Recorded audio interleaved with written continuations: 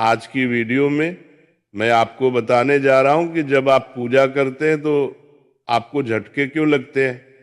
कई बच्चों ने बार बार ये प्रश्न किया था कि गुरुजी जब हम पूजा करते हैं तो अंदर से ऐसा लगता है जैसे कोई झटका लग रहा है, और ये झटके किस कारण लगते हैं, नकारात्मक है या कोई सकारात्मक है, कोई देवी शक्ति है या कोई प्रेत है, इसके बारे में खुलकर बताइए। तो आज के सत्संग में मैं आपको बताऊंगा कि आप जब पूजा करते हैं तो आपको झटके क्यों लगते हैं। वीडियो को ध्यान से सुनिए बारीकी से, ताकि एक एक चीज आपको समझ में आए। दूसरी बात आपको ये भी बताऊंगा कि उबासी क्यों आती है, रोंगटे खड़े क्यों होते हैं, आंसू क्यों आते हैं, शरीर क्यों हिलता है और सिर क्यों घूमता है। क्योंकि जब आप पूजा करने बैठते हैं तो ये सारी चीजें आपके साथ घटित होती है। मैं चाहता हूं कि बारीकी से आप इन चीजों को समझें। अगर आप आध्यात्मिक मार्ग में जुड़ रहे हैं, आप भक्ति करना चाहते हैं, आप देवी कृपा को प्राप्त करना चाहते हैं,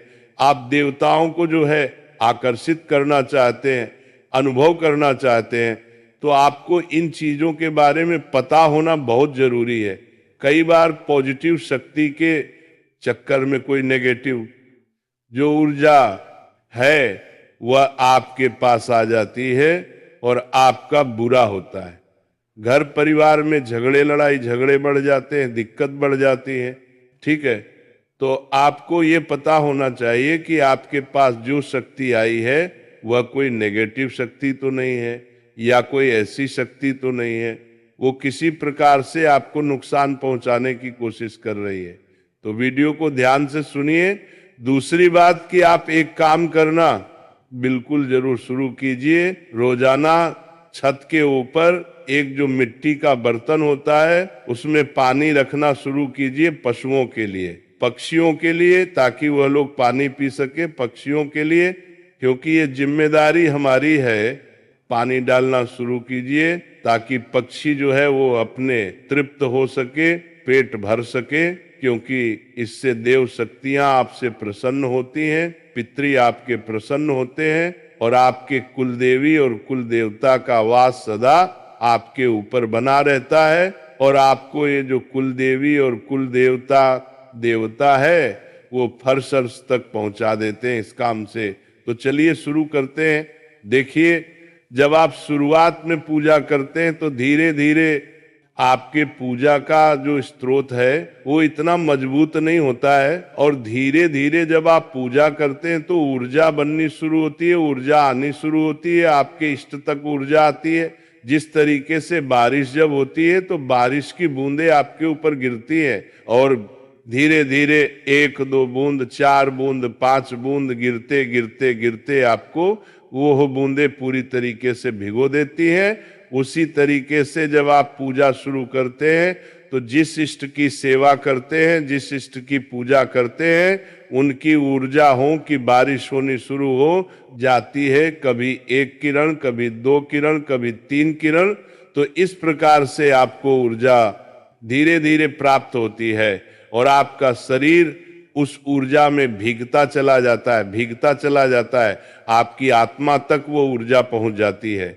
इसी कारण से, इसी ऊर्जा के माध्यम से आपका जो ऊरा है वो तैयार होता है, और जिसका ऊरा जितना ज्यादा मजबूत होगा उतना ही वो तेजवान होगा, उतनी ही शक्तियां उसकी तरफ आकर्षित होंगे। कोई नेगेटिविटी उसके शरीर में फिर प्रवेश नहीं कर सकती है। तो जब पूजा करते हैं तो धीरे धीरे उस देव की ऊर्जा की बारिश होती है आपके ऊपर। तो एक ऐसा समय आता है जब वो ऊर्जा की धीरे धीरे बढ़ जाती है। काफी बढ़ जाने के बाद क्या होता है, आपको सबसे पहला जो आपको क्या होता है, सबसे पहला कारण होता है जो आपको उबासी आती है। उबासी आनी शुरू हो जाती है, बड़ी बड़ी उबासी आती है। आपको मंत्र जब करते हो, मंत्र के बीच बीच में उबासी आती है। छोटी उबासियां, बहुत बड़ी बड़ी उबासानी चल रही है, शुरू हो जाती है। 5 सेकंड 10 सेकंड की उबासी तक आपको आनी शुरू हो जाती है। वो ऊर्जा के कारण होता है, क्योंकि वो जो ऊर्जा है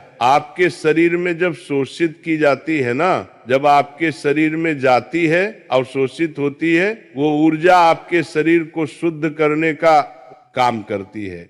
सबसे पहले वो आपके मूलाधार चक्र पर बैठती है और मूलाधार चक्र को शुद्ध करने का काम करती है, जिससे क्या होता है कि जैसे आपने जल देखा है, पानी को जब गर्म करते हैं तो ऊपर भाप निकलती है, तो भाप ऊपर की तरफ ही तो जाती है। ऐसे ही जब आपके मूलाधार चक्र पर ऊर्जा बैठती है और मूलाधार चक्र को जब वो जागृत करती है और मूलाधार को चक्र जब घूमना शुरू होता है तो उससे जो नेगेटिविटी यानी कि अपवित्र होकर निकलती है वो मुंह के जरिए बाहर निकल जाती है। दूसरी बात, रोंगटे खड़े होने आपके शुरू हो जाते हैं, जो रोंगटे हैं आपके वो खड़े होने शुरू हो जाते हैं। ये आपके इष्ट की कृपा का ही एक कारण होता है। कई बार आप जागरण में जाते हैं, किसी पूजा में जाते हैं, किसी मंदिर में जाते हैं, या फिर कभी आप भगवान की बात, अपने इष्ट की बात करते हैं, उनकी चालीसा या उनका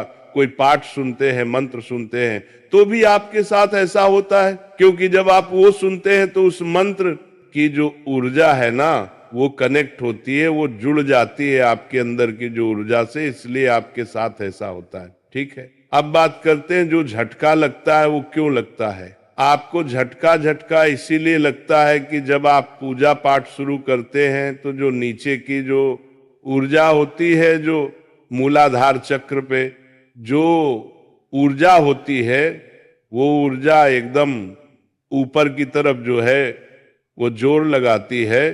होता क्या है कि जैसे ही आप पूजा कर रहे हैं तो वो एकदम उठने की कोशिश करती है। जैसे आप देखेंगे ना किसी चीज को, एकदम बोतल है, एक बोतल को, खाली बोतल को पानी में डूबने की कोशिश करो, खाली बोतल को, तो एकदम वो झटके से ऊपर आएगी। तो इसी तरीके से झटके से ऊपर आती है वो ऊर्जा, एकदम झटके से ऊपर आती है।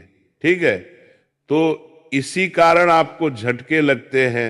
मंत्र जप करते हैं तो आपको अजीब सा झटके महसूस होते हैं, इसी कारण होते हैं। साथ ही आपके ऊपर जब आपके इष्ट की कृपा होती है तो आंखों में आंसू आते हैं, आपके बहुत ज्यादा आंसू आते हैं, देख देख कर रोना आता है आपको। ठीक है, भाव इतना जग जाता है कि आप अपने आप को खो बैठते हैं, आप सिर्फ मंत्र मुग्ध हो जाते हैं, आप अपने इष्ट को ही देखना पसंद करते हैं और उन्हीं को देखते रहते हैं। तो ये सब पॉजिटिव ही साइन है, सकारात्मक ही साइन है, ये पूरा ठीक है। साथ ही शरीर आपका हिलना शुरू हो जाता है। कई लोगों का शरीर जो है वो आगे पीछे हिलता है, कई लोगों का शरीर गोल गोल हिलता है।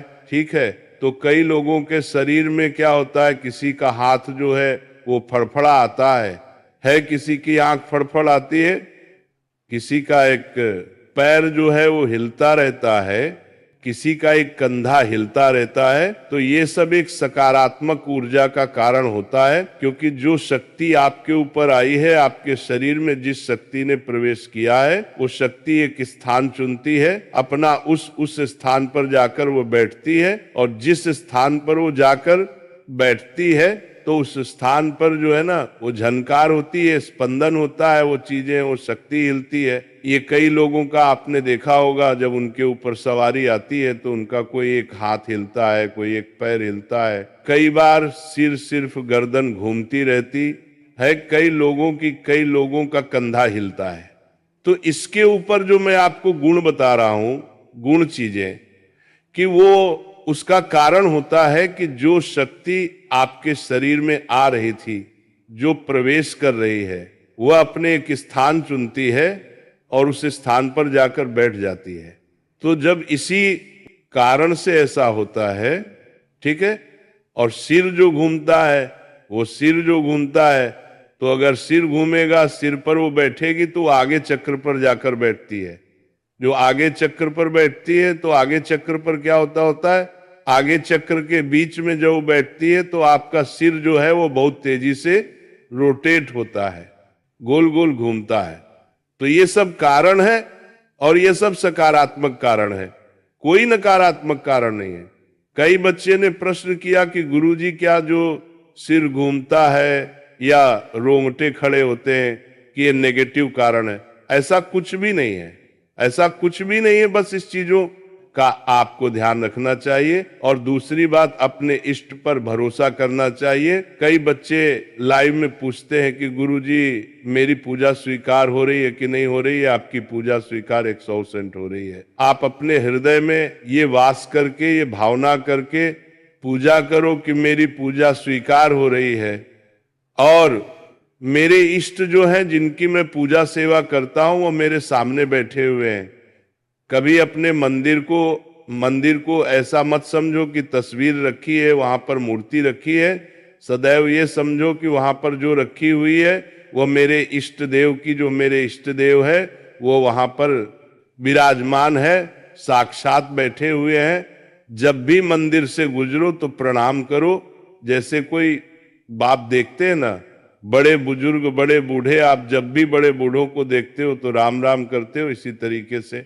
क्योंकि जब तक भाव नहीं होगा ना आपका कि वो बैठे हुए हैं आपके पास, जब तक भाव के कारण ही शक्तियां जागृत होती, तब तक शक्तियां जागृत नहीं होंगी, ना आपको कुछ प्राप्त होगा।